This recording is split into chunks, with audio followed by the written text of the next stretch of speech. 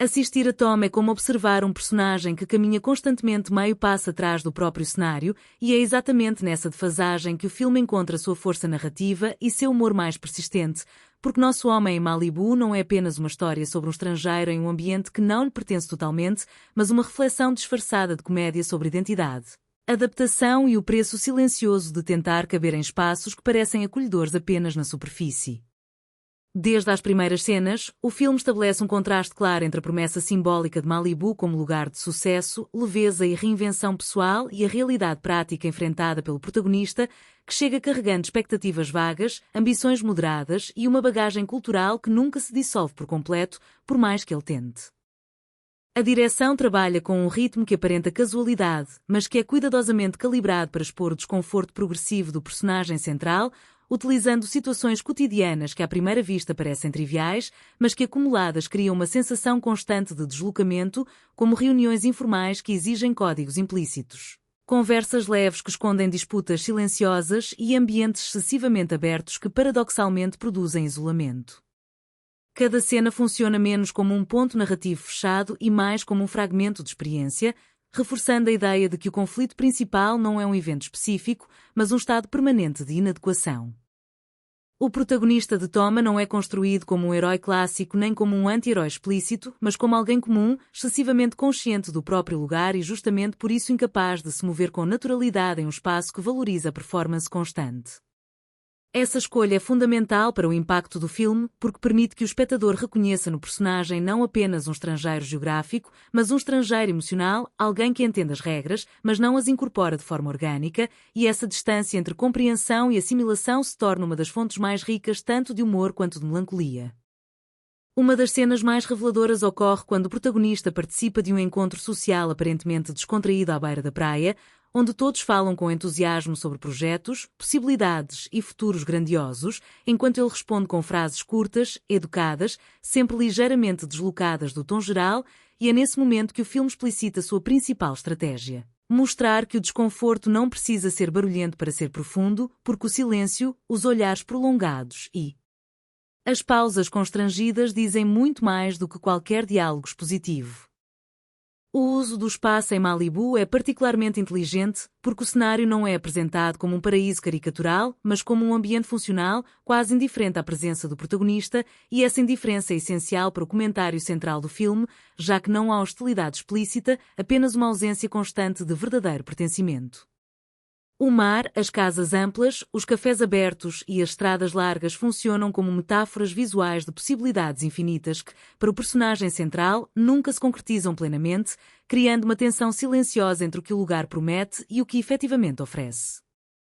Do ponto de vista temático, Toma se destaca ao abordar a adaptação cultural não como um processo de aprendizado linear, mas como uma negociação permanente em que cada ganho implica uma pequena perda e cada tentativa de integração exige uma renúncia parcial à própria identidade. O protagonista aprende a falar a linguagem do ambiente, a adotar certos gestos, a aceitar determinadas dinâmicas, mas o filme deixa claro que essa adaptação tem um custo interno, um esvaziamento gradual de referências que não são substituídas por algo igualmente sólido. Há também um comentário sutil, porém consistente, sobre o mundo do trabalho contemporâneo, especialmente em ambientes criativos e corporativos que se apresentam como horizontais e informais, mas que na prática operam com hierarquias implícitas e expectativas rígidas. As cenas de reuniões, trocas de mensagens e decisões apressadas revelam um sistema em que a velocidade é confundida com eficiência e a flexibilidade se transforma em obrigação constante de disponibilidade, e o protagonista, ao tentar acompanhar esse ritmo sem perder completamente a própria coerência, torna-se um observador privilegiado das contradições desse modelo.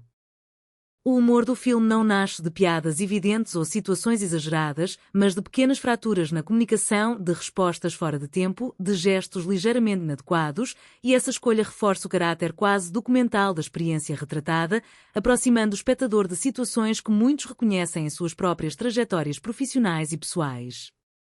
Em vez de rir do personagem, o público frequentemente ri com ele, ou talvez de si mesmo refletido naquela figura que tenta manter dignidade em meio a regras que nunca são completamente explicadas. Um aspecto particularmente interessante é como o filme evita julgamentos morais claros, não transformando os outros personagens em antagonistas evidentes, mas em produtos coerentes de um sistema que valoriza adaptação rápida e resultados visíveis. Isso torna o conflito mais complexo porque não há um vilão a ser enfrentado, apenas um ambiente que funciona segundo uma lógica própria e cabe ao protagonista decidir até que ponto está disposto a se moldar a ela. Essa ausência de antagonismo direto torna o filme mais maduro e mais próximo da experiência real de muitos espectadores. Em termos de linguagem cinematográfica, toma aposta em uma estética contida, com enquadramentos que frequentemente isolam o protagonista dentro de espaços amplos, reforçando visualmente sua sensação de deslocamento e uma montagem que privilegia a continuidade emocional em vez do impacto imediato. A trilha sonora, quando presente, atua de forma discreta, quase como um comentário interno, evitando conduzir excessivamente a emoção do espectador e permitindo que o desconforto se manifeste de forma mais orgânica. Ao longo do filme, torna-se cada vez mais claro que nosso homem em Malibu não está em busca de uma grande virada narrativa, mas de um acúmulo de pequenas escolhas que, juntas, definem quem o protagonista se torna naquele ambiente. Essa abordagem gradual torna o desfecho particularmente eficaz, porque quando a história se aproxima do fim, o espectador percebe que a questão central nunca foi se ele conseguiria se integrar plenamente, mas estaria disposto a reconhecer os limites dessa integração.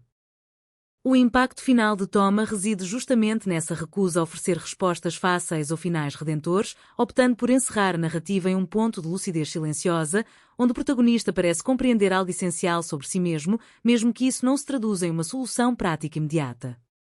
Essa escolha confere ao filme uma ressonância duradoura, porque convida o espectador a refletir sobre suas próprias escolhas de adaptação, pertencimento e permanência em contextos que exigem mais do que prometem.